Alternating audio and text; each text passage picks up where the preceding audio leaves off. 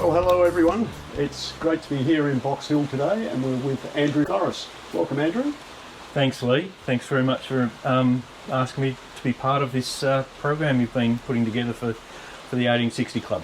It's a pleasure. You've got a beautiful garden here. It's just a shame it's raining today, but in its blossom it would be absolutely magnificent. Yeah, it's we have quite a number of roses throughout the front and backyard, and a lot of it's based on an English style garden with the hedging and the roses and the camellias, etc. So on a good sunny day, it does look fantastic. Fantastic.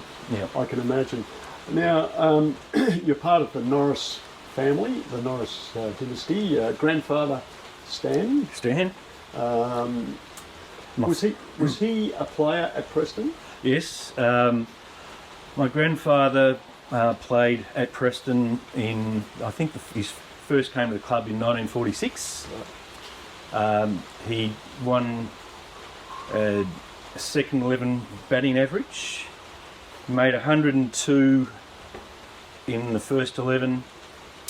Can't remember who it was against, but I know he made 102 with Stan Pike, who made 100 as well. I think they made 260 that day. He also, his best bowling figures, he did take 6 for 16 or 6 for 17 as well. Mm-hmm. So he's the only Norris member that's ever made 100 in the ones. Right. So must have been some player. Yeah, he must have been reasonable. He did have time at Yarraville because our family also has history down at Yarraville. My great-grandfather was one of the founding members of Yarraville. Okay. And I think they were founded in 1908. Right. And about 14 years ago, Dad and Peter and I went to a dinner at the Yarraville Cricket Club for their commemoration of their 100 years. And my great-grandfather, I did have the pleasure of playing at Yarraville a couple of times. I'm pretty sure his ashes have been spread on the Yarraville Cricket Ground. Okay, that's great history. And Stan went on the committee and subsequently became secretary and president. And correct. And of course he introduced your father Richard into the club, who would have been born in the club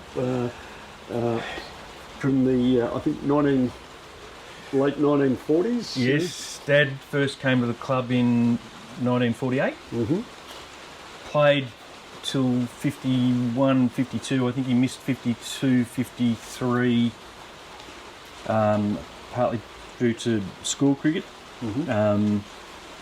And there was a time there, I think they were overseas with my grandfather's work. I can't quite remember those dates. And then, but Dad was from, I think, 54 onwards back and hasn't missed since. Yes. Well, yeah. He's Mr. Preston, isn't he? He is. He's even today we celebrated his 85th birthday on Monday, and we talked cricket for quite a bit during the night.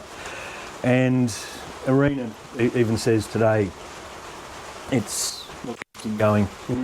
It's an important part of his life. Yeah. Still, helping Gary doing the accounts, and he still does the old cash book, Yeah. Does the audit. Does the audit. So it is really important to him.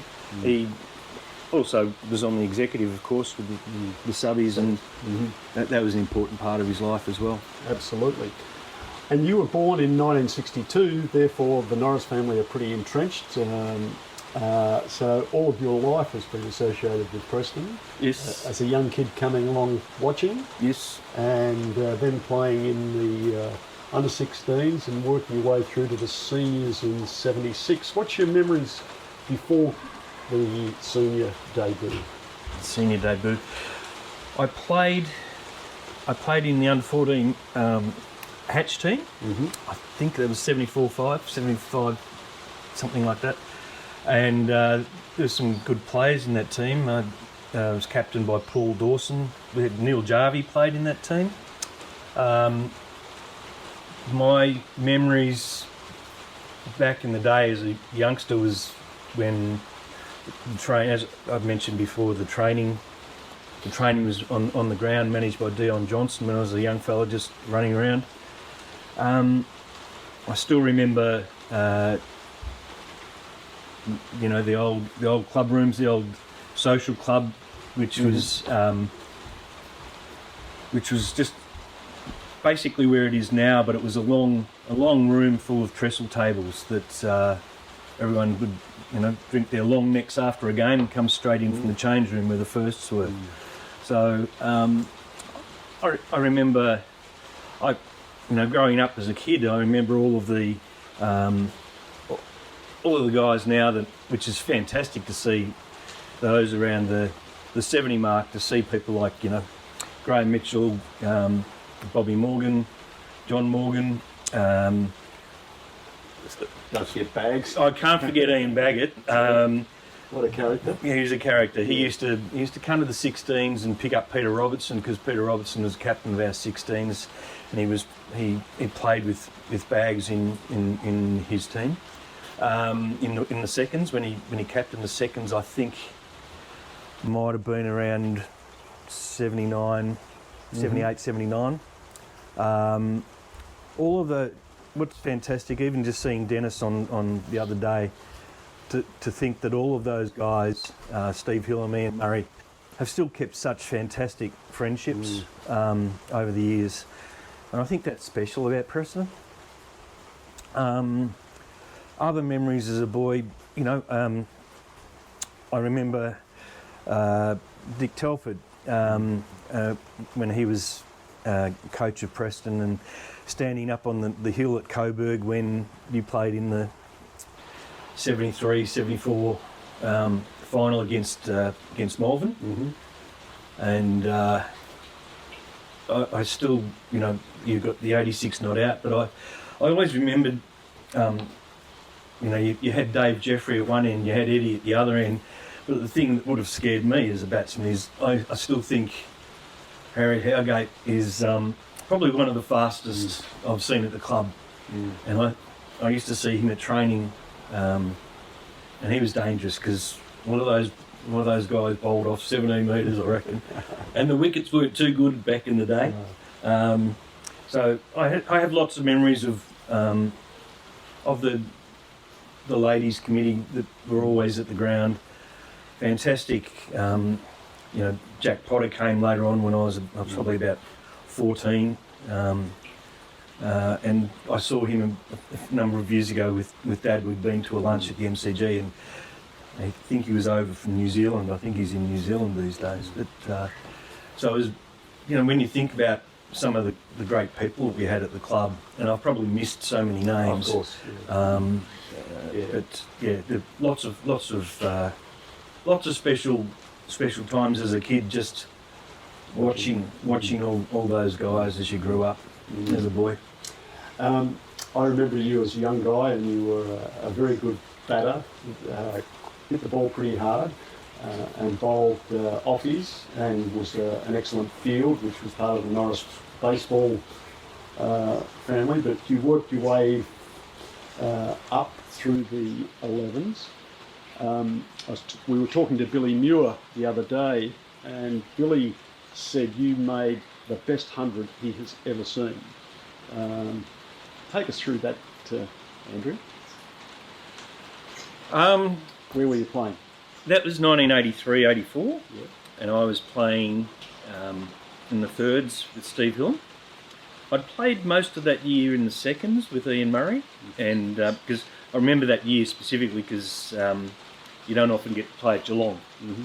So I played at Geelong that year with Carpy and Albert Omogrosso. I think the Harvey boys might have been there. That was in the early days when they were coming through.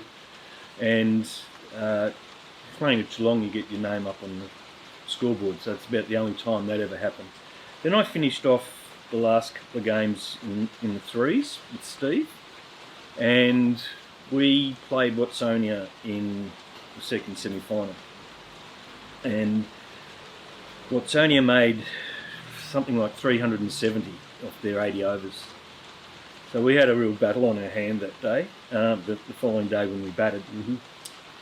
And we had a pretty reasonable batting lineup. We had Billy, Martin Edelman, Trevor Staples, Peter Cawthon, myself and a few others, and I batted 6 on that day and went into bat about 4 for 70. And I just hung around for a while and the runs kept coming, and I think I batted for just over 4 hours that day. I was absolutely spent at the end of the day. I remember Billy coming out drinks once and he handed me some salt tablets. God knows what those things do for you, but That didn't taste too good. no, I took a few of those. And Steve Hillam came out, and we just had partnerships. And Steve and I put on about 80 or 90 for I think it was the 6th or 7th wicket. And then we just got a 40, the next 8th wicket, 40 to the 9th wicket, and then Adam Devlin came out and batted with me, and we put on about 30 for the last wicket. We were all out for about 330, so we fell about 40 short. But yeah, it was just one of those days. It was the only 100 I've ever made. I've made probably a dozen 50, 60, 70s, but it was just, yeah, it just, sometimes you just get in the groove and it goes well. 130 not out? 132, not it? Yeah, wonderful. Yeah. To do it in a final? Yep. Sensational. You played close to 200 games on my reckoning. Do you know exactly how many you played? That's about right. Yeah. It's about right. And a bit of a mix. I had a bit of a look with, now that the annual reports are up, about 50 in the seconds. And probably a split between the thirds and the fourths for the remainder. Yeah. In my time in the seconds, I played in that period between the premiership years in 80, 81 to 89, 90, I think, or 88, 89. So I played in those seasons.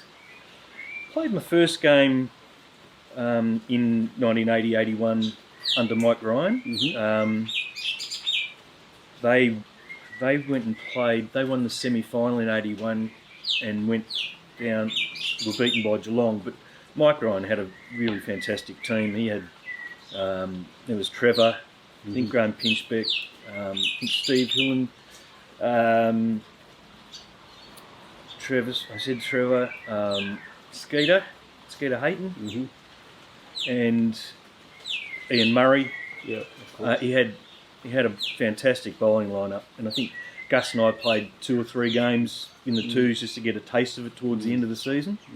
And then it wasn't until the following year, the following 5 or 6 seasons,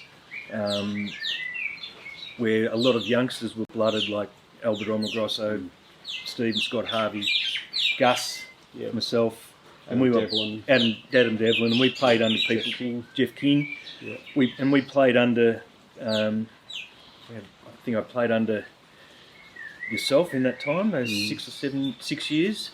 Ian Murray captained 1 year. Paul Jones a couple of years. Carpy, I think, captained 1 year. So I think I played under 5 or 6 different captains over that period of time in the seconds. Yeah. So there was some good times. We had some good wins, but during that period, finals didn't come our way.